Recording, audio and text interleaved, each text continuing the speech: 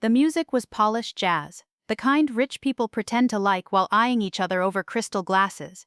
The ballroom glowed with soft amber light, bouncing off champagne flutes and million-dollar watches. Morgan stood near the edge of the room, clutching a glass she hadn't touched, surrounded by people who barely looked her way. Her brother Julian was at the center of it all, tall, tailored, and talking louder than necessary. "Let's raise a glass," he announced, interrupting the string quartet mid-measure. Heads turned. Silence rippled. Julian grinned like a man who knew the world would forgive him anything. Morgan froze. She knew that tone. The one he used when he was about to land a punch disguised as a compliment. Julian lifted his glass and gestured toward her. "To my brilliant little sister, Morgan. The dropout. The rebel. The one who turned her back on the Ivy League because she thought she could build the next big thing in AI." A few nervous chuckles. Morgan said nothing. Her grip tightened on the stem of her glass. "And hey, she did it," Julian continued, still smiling. "She built something worth, what, 50 million? Maybe more? Amazing. Until last quarter, of course." The chuckles grew bolder. Morgan felt her ears burn. "Morgan, listen. I'm serious," he said, turning more sincere or pretending to. "You gave it a hell of a run, but maybe it's time to let the big boys step in. You know, before it all crashes. You want out? Sell it to me. I'll take good care of it." He winked. Laughter erupted. Morgan didn't flinch. Didn't blink. Just nodded once, like she was filing it all away. Julian lifted his glass again. "To family." She raised hers too, half a second later than everyone else. Drained it, and walked out without a word. Nobody followed. They should have. Morgan didn't sleep the night after the party. Not because of what Julian said, but because of how confidently he said it. The way he'd smirked, so sure of her numbers, her value, her vulnerability. It didn't feel like sibling jabbing anymore. It felt like strategy. By 6 a.m. she was at the office. Her AI lab wasn't some glass tower ego project. It was a converted warehouse near the edge of the city, still half-wired with exposed piping and salvage desks. But it was hers, and it worked. She booted her terminal and ran a deep dive report on their client retention patterns. 3 anomalies. 3 clients who had cut ties abruptly in the last 3 months, all citing shifting strategic focus. No complaints, no negotiations, just gone. Then she checked her inbox. There it was, an unsolicited letter of interest from Julian's fund, offering to acquire Emra Holdings outright. Language wrapped in civility, synergy, long-term value, family-led innovation, but the subtext was clear. "We know you're weak, sell before it gets worse." She didn't respond. She didn't even forward it. Instead, she looped in her CTO, Nadia, and her head of strategy, Marlene. "Pull every engagement contract from the past 12 months.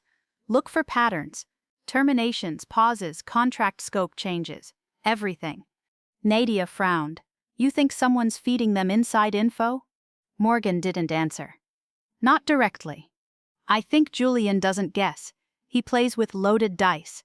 Later that day, she cross-referenced Julian's LinkedIn connections with her own former employees. 3 overlaps. One name stood out. Riley Chen, former data analyst. Quiet, smart, left on good terms. Or so she thought. She clicked on his profile. Current position: Solutions Architect, Vanta Group. Vanta was a shell company. She knew it. Julian had used it before to quietly acquire competitor IP without leaving fingerprints.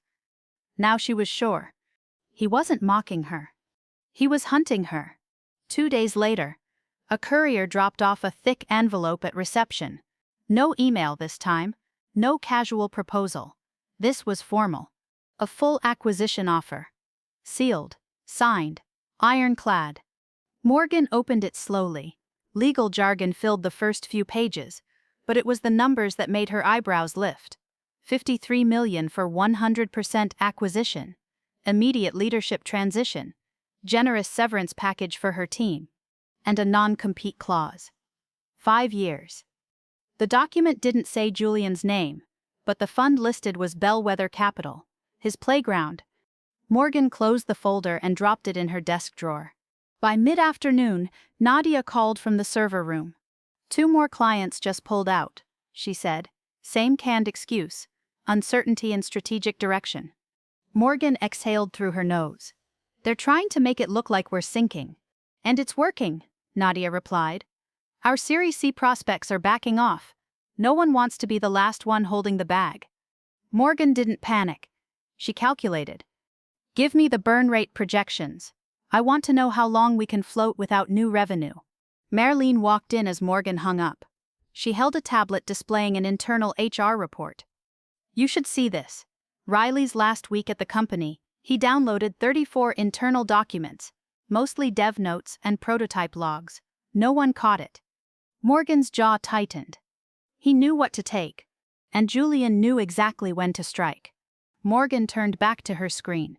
She started drafting a letter, one that would look like a surrender. She wasn't going to send it. She was going to bait a bigger trap. Morgan called it Operation Smoke. In a secure offline terminal, she and Nadia spun up a fresh codebase, something that looked like an ambitious evolution of EMRA. They fed it enough legitimate technical scaffolding to feel real, peppered with fabricated breakthroughs, natural language inference at 96% accuracy, predictive empathy modeling, and a non-existent synthetic conscience module, buzzwords and vaporware, dressed up like a revolution. Then they made sure the bait got found. Morgan accidentally mentioned a stealth R&D initiative during a stand-up meeting within earshot of a junior contractor they hadn't cleared yet.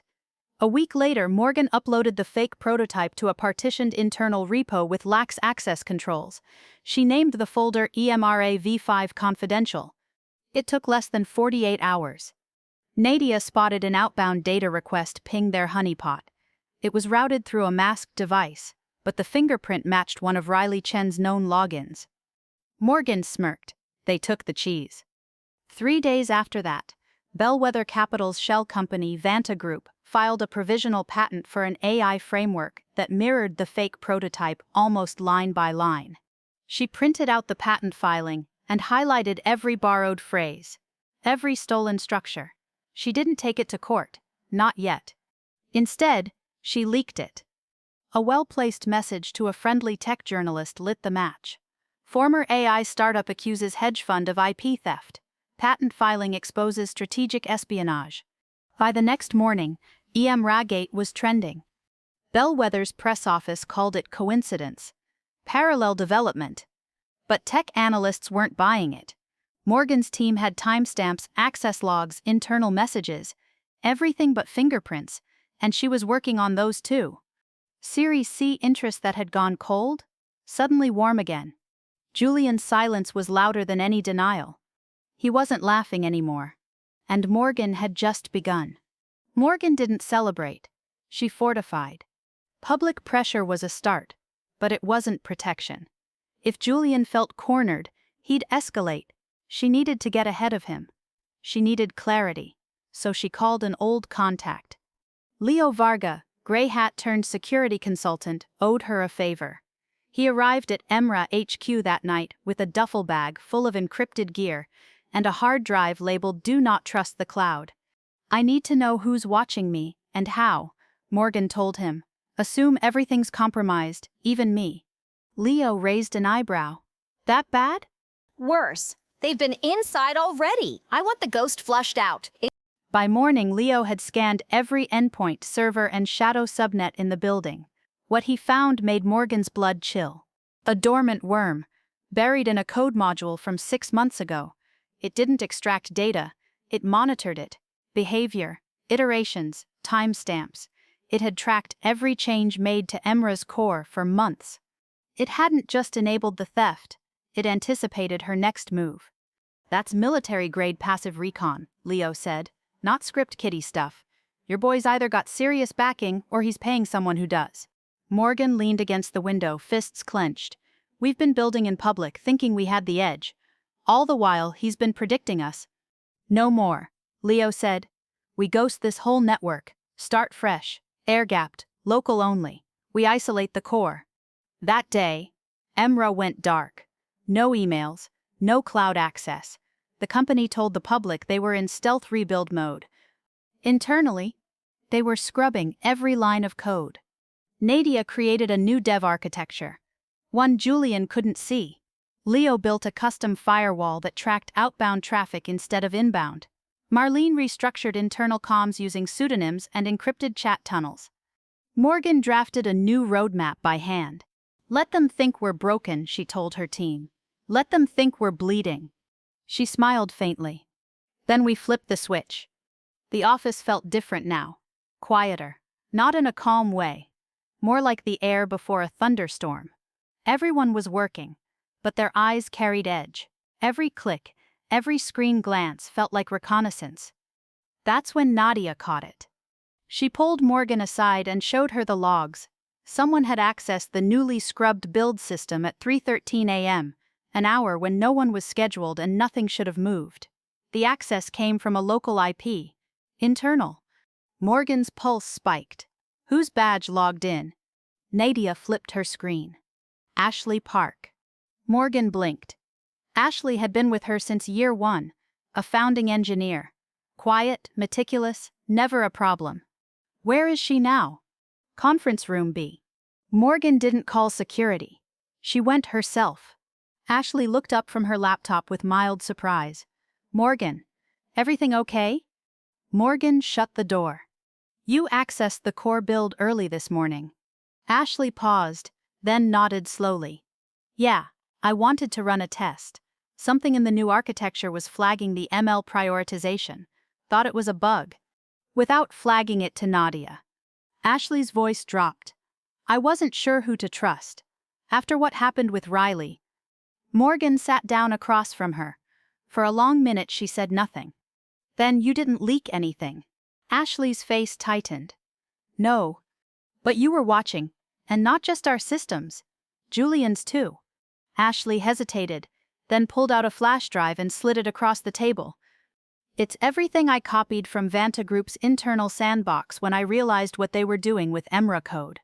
I've been logging everything since Riley jumped. I didn't know who I could hand this to, until now." Morgan took the drive. "You're sure this is clean?" "Scanned and rescanned. No hidden junk." Morgan exhaled.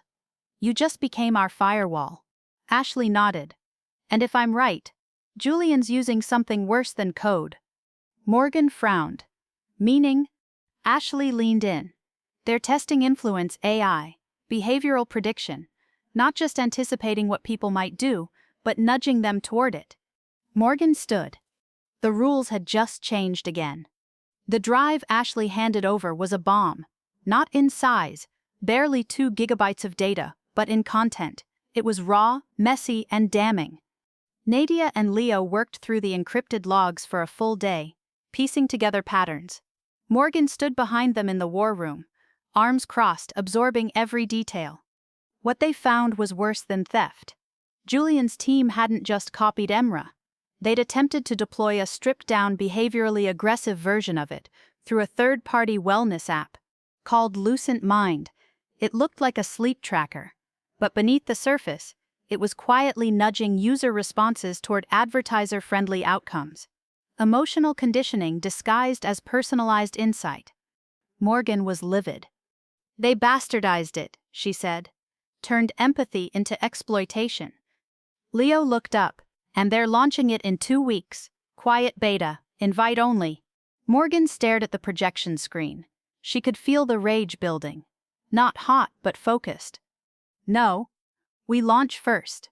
Same day, same hour, same vertical." Nadia blinked. "We're not ready." "Then we fake being ready.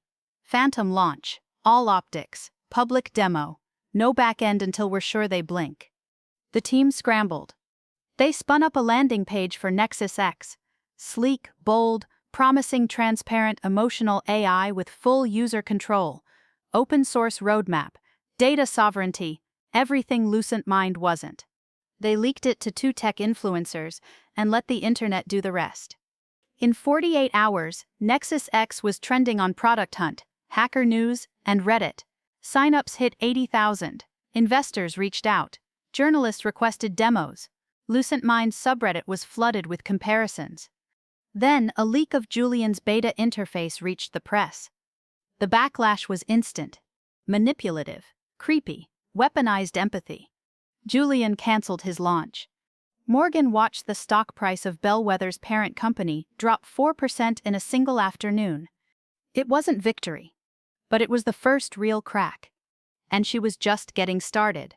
The phantom launch didn't just rattle Julian's plans, it rewired the narrative. For the first time in months, EMRA wasn't a question mark in investor calls. It was a headline. Morgan walked into the boardroom and found 3 venture partners from a top-tier firm waiting. They didn't ask for a pitch deck. They asked for a position in the round that hadn't even been announced yet.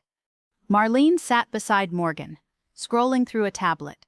Valuation recalibrated. Nexus X projection puts us north of $280 million.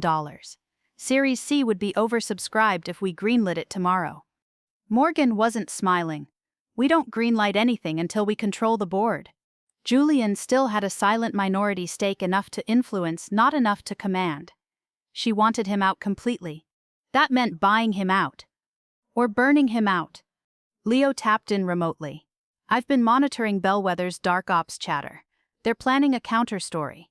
One that paints Nexus X as unstable, emotionally manipulative AI. Morgan raised an eyebrow. Projection much? He nodded. They'll push it to regulators, try to get you flagged. Let them, she said. We're ready. That week, Morgan gave exclusive interviews. She didn't just defend Nexus X, she redefined the category. Transparency, audit logs, open source audits, every word was backed by architecture. Investors flipped, and so did clients. 2 enterprise clients who had ghosted her after Julian's Whisper campaign came crawling back. One offered double the previous contract to re-establish the partnership. Morgan made them wait, just long enough to feel it. Then she signed both. Julian's channels went quiet. The game had changed. And Morgan had momentum. Chapter 10. The Crack. Morgan sat in the war room, staring at the heat map of Nexus X traffic. Glowing nodes lit up across continents. Data flowed clean, organic, viral. But something was off. Ashley flagged a pattern. A cluster of pings in São Paulo were mirroring test cases, not real-world queries. Perfect loops. Predictable cadence. Nadia dug deeper. It's a synthetic attack. Someone's spoofing traffic to make it look like Nexus X is biased. If it works, regulators will think we're engineering emotional outcomes. Leo traced the spoof back to an IP hopscotching through multiple shell relays. But one server in Sweden slipped up. It linked to an AWS bucket labeled Astra Training Set V. Julian didn't just fail to launch. He pivoted. And he was trying to poison the well. Morgan moved fast. She had her legal team fire off cease and desist notices. She released a public post disclosing the attack attempt with evidence. She named no names. But the internet did. Bellwether's reputation took another hit. The SEC opened an inquiry. That same day, Morgan got a call from Julian's former CTO. I want out, he said, and I have everything. Morgan didn't blink. Welcome to the other side. Morgan watched the stock price of Bellwether's parent company drop 4% in a single afternoon. It wasn't victory, but it was the first real crack. And she was just getting started. Ma'am. Julian's former CTO, a wiry man named Ellen, arrived at EMRA HQ 2 days later. No entourage, just a satchel and a hard stare. I didn't come here to make peace, he told Morgan. I came to make it right. What he brought wasn't just code, it was motive. Emails, Slack logs, confidential decks. Julian's plan wasn't just to beat Morgan. He wanted to dismantle IMRA entirely and install his own ideology, centralized control, masquerading as scalable empathy. He's building something called Ground Zero AI, Elon explained. It uses sentiment parsing to steer conversations, news, social feeds, even therapy chatbots. It's influence tech with a conscience mask. Morgan leaned back. And he thinks the market will buy that? He's not aiming for the market, he's aiming for the regulators. Build the first ethical standard, then license it. Own the language, own the rules. Morgan turned to Nadia and Leo. We need to go public with this. Not just data, not just screenshots. We show them what a real AI standard looks like. They got to work. The next 7 days were a storm. Morgan filmed a keynote demo. No fluff, just architecture. Use cases, user autonomy, and a direct contrast to the manipulative design philosophy Julian was pushing. The press called it a shot across Silicon Valley's bow. Julian tried to respond, but his counter-narrative crumbled under the weight of Ellen's disclosures. Then came the final blow. A major tech think tank publicly endorsed Nexus X as the first emotionally aware AI with verified user-first design.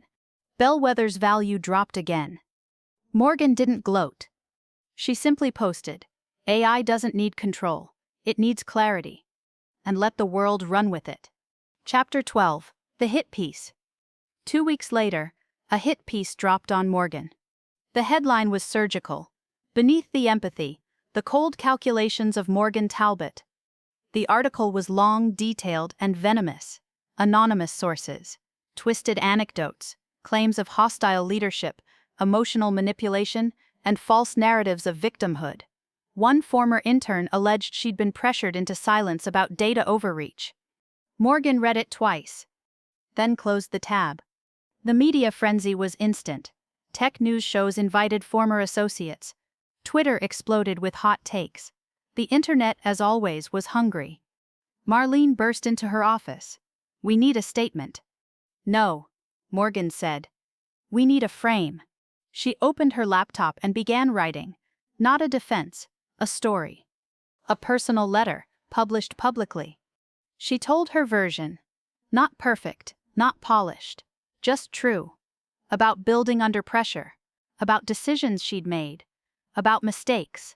About standing tall when people tried to define her by shadows they cast themselves. She ended it with one line. "I'd rather be accused of caring too much than not building at all." The letter went viral. Tech leaders reposted it. Engineers thanked her. Startups quoted it. Julian's team was exposed trying to seed the hit piece through paid intermediaries. It backfired. Morgan's credibility didn't just survive, it hardened. She didn't need to win with volume. She won with direction. And she was only halfway there. The next move didn't come from Morgan. It came from Julian. He filed a lawsuit. IP violation. Misappropriation of trade secrets. False advertising. He framed Nexus X as derivative, and Emra as a product of ideas co-developed during a brief advisory stint he once held, years ago. It was laughable, but it made headlines. The legal team swarmed. Investors hesitated. Journalists recycled the word credibility again and again. Morgan didn't flinch. She launched an initiative. Not a counter-lawsuit. A coalition. She invited independent AI developers to audit Nexus X's open-source core. In exchange, they'd be listed as contributors and partners in the build-out of an AI ethics framework. Overnight, the conversation shifted. Dozens joined. Then hundreds. Articles flipped from litigation to innovation. Nexus X was no longer just a product, it was a movement. Julian's lawsuit began to backfire. His attempt to frame Emra as a derivative work made him look desperate. Then came the leak. A whistleblower from Bellwether released internal emails showing Julian planning the litigation before Nexus X even launched. It wasn't defense. It was sabotage. The judge threw out the case. Morgan didn't just win in court, she won in culture. Her user base doubled in a week. And she hadn't even started the final phase. Chapter 14, The Confrontation. Morgan hadn't spoken to Julian since the party. Until now. He requested a meeting. Off record. Private. She agreed. Not out of curiosity, out of calculation. They met in a private room in a boutique hotel. Neutral ground. No press. No lawyers. Julian looked tired. Expensive suit. Perfect posture. But the edge was gone. "I didn't expect this," he admitted. "You turning the whole thing around." Morgan didn't speak. Just waited. "You know, I was trying to help you. In the beginning. Get you out before it collapsed." Morgan gave him a look that could cut steel. "You tried to own me. Then you tried to erase me." He shook his head. "I underestimated you. That's clear. But listen, This can still go two ways. You could roll your platform under my umbrella.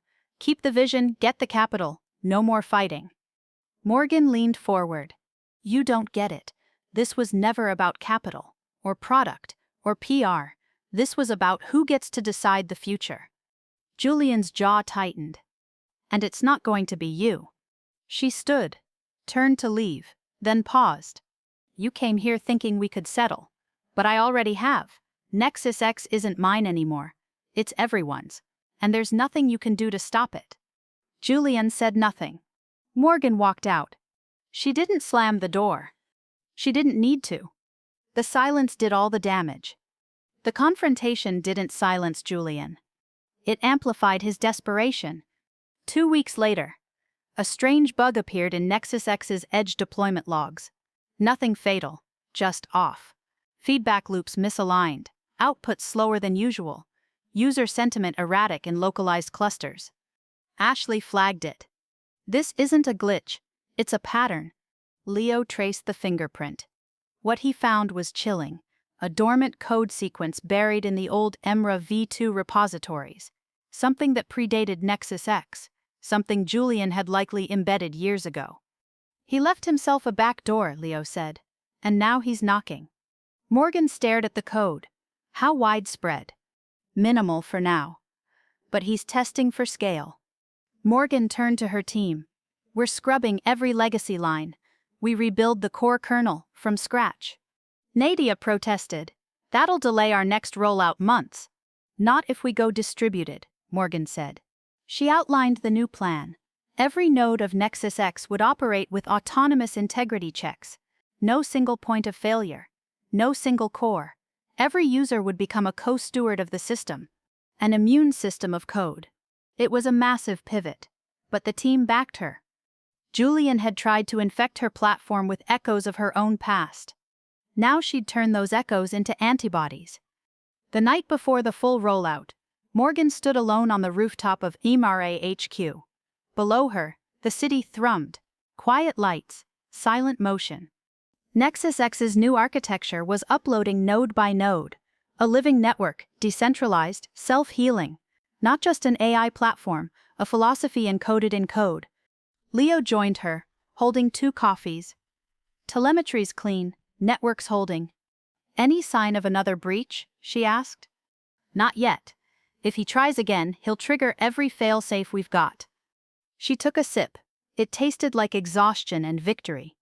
Marlene messaged her from Singapore. Final switch flipped. We're live on every continent, no more beta. Nexus is active. Morgan felt it. Not a rush, but a slow, deep pulse. The hum of something finished. Something irreversible.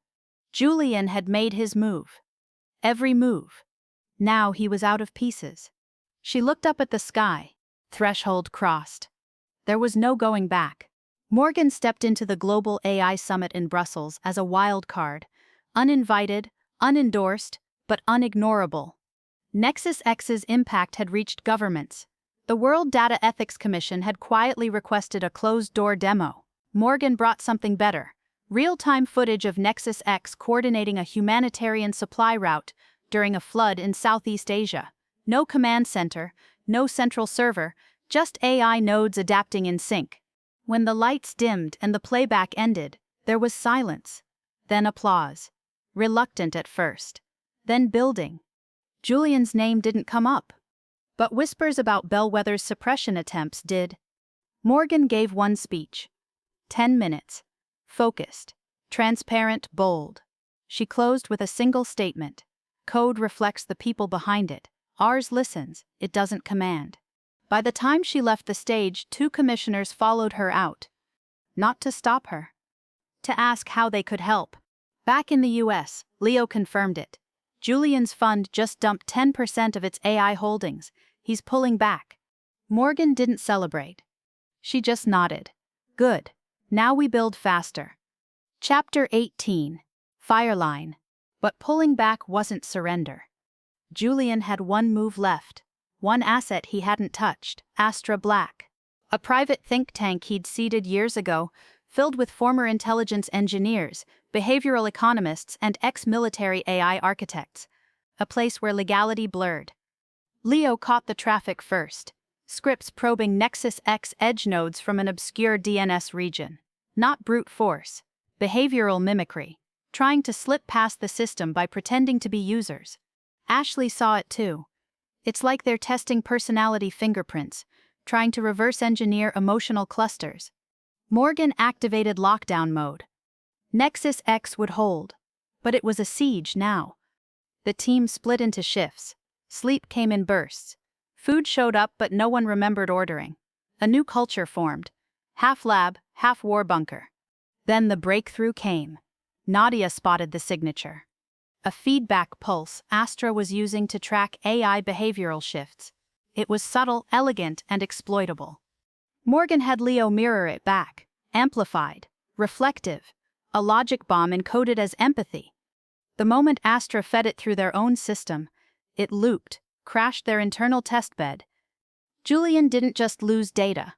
He lost deniability. The moment Nexus X publicly logged the failed Astra breach, governments began to pull Bellwether's clearances. Julian had crossed the fire line, and now he was burning on both sides. Julian vanished from the press. No tweets, no denials, no scheduled appearances. Bellwether's website stripped him from leadership bios within days. But Morgan knew better. People like Julian didn't disappear. They regrouped. And she wanted eyes on the dark. Leo coordinated with international watchdog groups. Ashley tapped into anonymous tip channels. Marlene worked the boardrooms, listening for whispers. Then came the signal. A bulk acquisition filing from a Hong Kong entity with a scrambled chain of shell accounts. It pointed to a bid to corner advanced edge compute chips, hardware optimized for sentiment analysis. Morgan traced it straight to Julian's last move, a data haven startup offshore, where regulation couldn't touch him. She didn't counter it. She exposed it. A single tweet, posted from Nexus X's official account. Neutral servers are not neutral when they run dark influence. Then came the receipts. Contracts, schema blueprints, voice snippets, all verified. The startup collapsed within 48 hours. Morgan never mentioned Julian by name. She didn't have to. The world saw the shadows burn. And it backed the light. 6 months later, Nexus X wasn't a company. It was a standard. It had been adopted in 42 countries, integrated into public service chatbots, mental health triage systems, even peacekeeping AI modules for humanitarian zones. Morgan didn't run it. She advised it. The board was distributed. Leadership rotated. Code contributions were peer-reviewed. Blind, global, the platform had outgrown its founder. And she had never felt freer. She still ran Emra Holdings, now diversified and 10 times its original valuation. She sat on 3 ethics panels. She gave keynotes sparingly, only when it mattered. One of those was at the university. Julian used to call his alma mater. They invited her to speak about innovation and grit. She opened with one line. Sometimes the most powerful thing you can do is not prove them wrong, but outlast them. The crowd rose, some even cried. Julian never responded. He never resurfaced. And Morgan never needed him to. The sun hit different that morning. Morgan stood in the garden of a quiet retreat outside Kyoto, notebook in hand, steam rising from her tea. No screens, no alerts, just air, ink, and peace. Nexus X was now a case study in ethics classes. Imara's core AI modules powered everything from wildfire response networks to digital courts in newly emerging democracies. The tide had turned, not just for her company, but for how the world talked about intelligence itself. She flipped a page in her notebook and jotted a single question. What's next? No rush. She wasn't chasing anymore. She smiled, not because she had won, but because she had rewritten the terms. And somewhere, out there, someone was being told they weren't enough, that they didn't belong, that they should quit while they still had their pride. Morgan hoped they heard the truth instead. They didn't need permission, just time and fire. And if you made it this far, thank you. Stories like this are powered by listeners like you. If you enjoyed Morgan's journey, hit that like button, subscribe to the channel, and turn on notifications so you don't miss what's coming next. More stories, More fire, see you in the next one.